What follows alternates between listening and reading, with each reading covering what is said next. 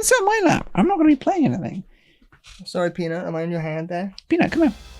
I'll pick you up and pop on my lap. No, That looks so uncomfortable. No, we're good. Oh, God. We Gucci. This is actually fine. This is like a normal sitting position.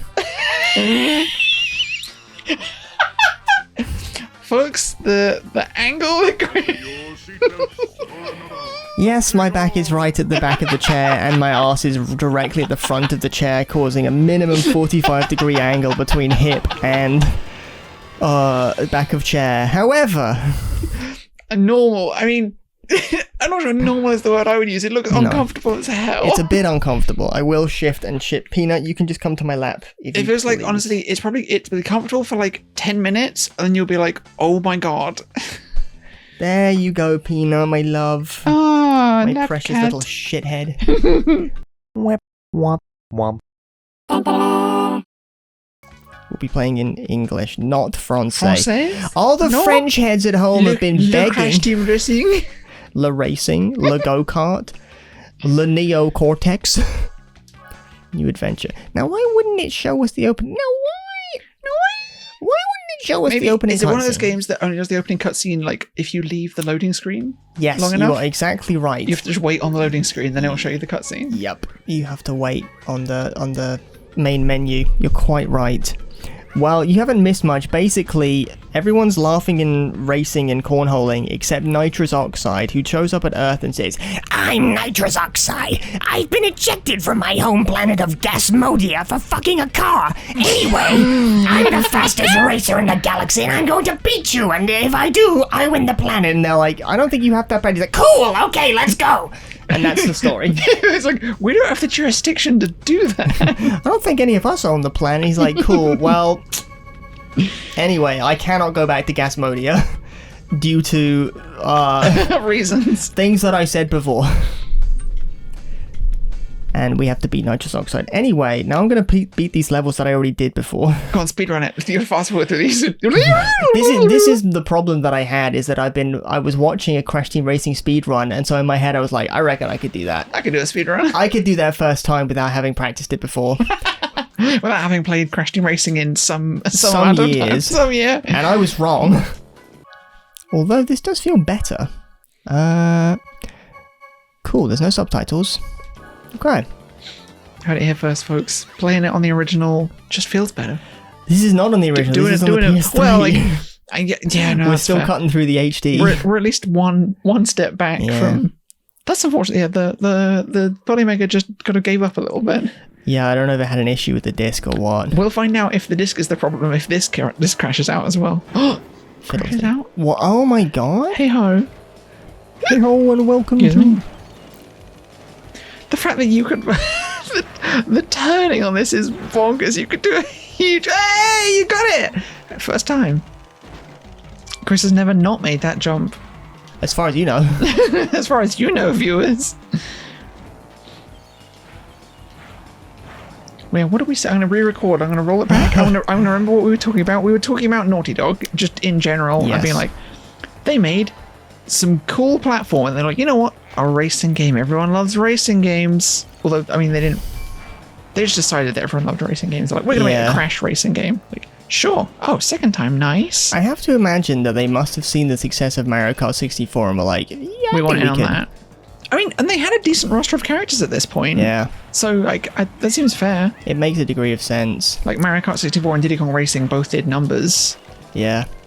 They had a big roster of characters, and they had a big roster of very unique and distinct worlds that they could draw on for. That's true. What levels can we have? Oh, well, we had all those history levels in Crash 3, which I don't think they made use of, but they had, like, Insanity Beach, and the forest, and the ruins. And the fire and the ice and place the ice and stuff. And like, shit like that, so... Yeah. It makes a degree of sense. It is interesting to me that like, Ruins is a kind of a world that Mario has only really started doing kind of more recently. Ruin World wasn't really a big Mario thing. Like, you had underground stuff, which I guess is kind of close. I'm now trying to think of some underground Mario stuff. Wonder. I don't imagine it would have been to do with hardware limitations, but I wonder if it was maybe to do with the vibe that they wanted to put across for Mario, which is like, this is a fresh new world that's still bustling with life that you as Mario are exploring, rather than This is a ruined civilization that you're exploring. My back hurts. And that's from like I'm 10 seconds of slouching. I can't believe that my back... Listen, I can't believe that my back. Hello, Uka Uka. Hello, Mario. I mean, Dingo? Hello. And then... Oh, and that was like, yeah, and then they made Jak and Daxter, another great platforming series of games. Well, Jak and Daxter 1 was really good. I mean, I like I like 3 more than 2. 2 was like the era of we're doing gritty stuff, and everyone was like, gritty is the way forward. Like, do you think fine. that coincided with the invention and subsequent popularity of Shadow the Hedgehog? Oh man, because Sonic Adventure 2 was on Dreamcast, right? I never played it on Dreamcast, but it came out on Dreamcast. Hang on, I'm going to find a time. I'm going to find a date. Folks, viewers. I'm going to guess 19... Oh no, actually, Adventure 2 probably would have been in the 2000s somewhere, maybe 2001. Because, didn't they have to change something in Sonic Adventure 2 because of 9/11? Is that right, or am I making that shit up? Oh, that's interesting. There's a car chase with where the prisoners get kidnapped. President gets kidnapped, I think. Hang on, that's right. Sonic Adventure 2. 2001. Aha, I was right. And Sonic Adventure 2 Battle, I assume is a few years after that. Yeah, the GameCube. Yeah. Sonic Adventure 2, is it? No. Anyone watching at home thinking I'm not good at this game? You're right. Shut up. I don't need to hear it right now.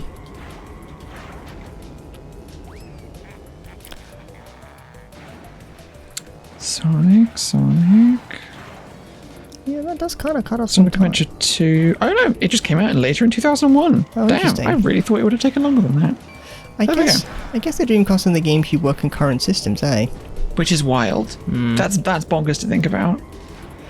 Hey Pete, how does that make you feel? Yeah, friend of the channel, Pete. It's weird to me because the Dreamcast feels like such a halfway point in terms of technical... Oh, between like the N64 and... Yeah, between PS1 and PS2, it feels somewhere in between them. Yeah. But that's presumably not true? I don't know. Pete, you fucked the Dreamcast on the reg. How powerful was it? What they packing under the hood there? How powerful was it? What they packing under the... How many teraflops they got on the Dreamcast? Write in, let us know. Thank you. Love you. All the best. Now, every single day you're waking up and playing Shenmue and open palm slamming the Shenmue disc into the Dreamcast. Fucking ragging Pete on the Shenmue immediately. Shenmue's crazy. I love thinking about Shenmue. It's so interesting. I've never played Shenmue. It's so weird. I've played a little bit of it. I do own Shenmue, and I played it very briefly, and I've seen other people play it. So I have like a 60% grasp on what's going on in Shenmue, and I know you can ride a forklift. I know much later in the game. I'm not sure if that's 1 or 2. But it's at very least an extremely important and influential game. Even if it doesn't quite hold up. Oopsies. Oh, you fucked it. Only a little bit. What? I mean, I'm assuming in the kind of adventure game. Like, what is it, like a Yakuza vibe? Is that the game? As in terms of gameplay? No. I don't. How does it play? What is it, like just an adventure game? No. So, is it a visual novel? Sort of, yes. Okay. It's much closer to a visual novel, but it's like an open world visual novel. And in the year of our Lord, I think 2000 or 2001, sure, the guys over at Shenmue Towers basically invented the open world. The Shen Museum. Yeah. Very good. You're welcome. It was like... Oh, so it's like one of the very first kind of open worlds things that have been like, here is a place, trundle around, find stuff, off you trot. Yeah. And it was particularly unique in that it had people in it that had schedules. Oh, right. And so you basically... It had like an internal clock, I believe, and you had to... The main gist of the game is that your father has been murdered. By some guy called like Big Dong, I don't know. Dragon Man. Right in, thank you. Send us a postcard. Correct me if you dare, coward. If you dare. Not if you're wrong, just if you dare. And so you, as Rio, you want to go and solve the murder. Ooh. I'm not even sure you want to solve the murder. You want to Avenge find the murder, I imagine. Yeah, you want to avenge the murder of your father, find who is responsible, and kill him. Okay. And so you start in your hometown of wherever the fuck, and you wander around your hometown of Japan, and you wander around basically asking the townsfolk what they remember and what they saw to try and figure out who the fuck killed your dad and where he went. Okay. And then eventually you find out who it was and where he went, and you tail him to somewhere else. And in order to situate yourself in the city, you get a job as a forklift truck driver. Right.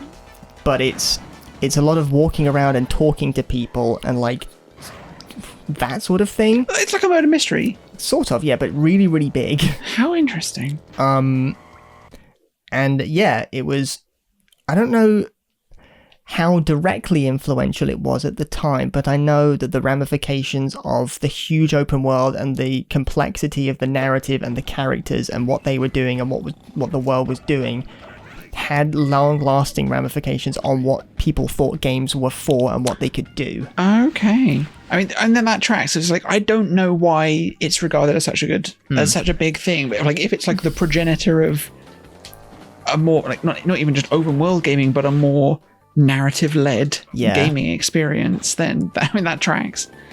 That's really cool. It's interesting to think that. Actually, could you look up what year Shenmue came out for me, please? I have the power of the internet on just my so we side. can get a sort of timestamp on what was out at the same time. Shenmue, that's close enough. Shenmue. Pete up every day beating his Shenmue. I'm sorry, I'm dragging this guy through the mud. He's catching strays left and right. Pete, He's done nothing. We love you, Pete. Yeah, we do. Shout out to Pete and Child, who I won't name actually because I don't know if Pete wants that. So, Pete and Delightful Child, who I look forward to seeing again soon. And Delightful Wife, who I also look forward to seeing again soon.